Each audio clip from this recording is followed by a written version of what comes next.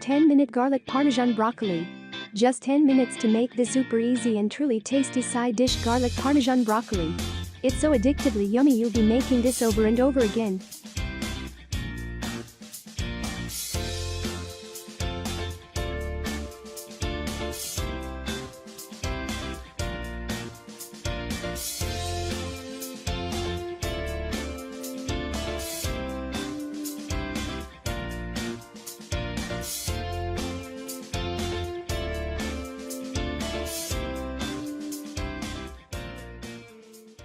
Ingredients: 2 tablespoons butter, unsalted, 4 cloves garlic, thinly sliced, 1/4 teaspoon red pepper flakes, crushed, 1/4 cup water, 1 pound broccoli florets, cut into 1 pieces, a half cup Parmesan cheese, freshly shredded, a half teaspoon salt.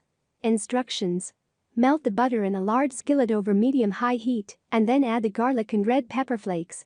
Cook until the garlic is golden and fragrant, about 1 minute, stirring occasionally.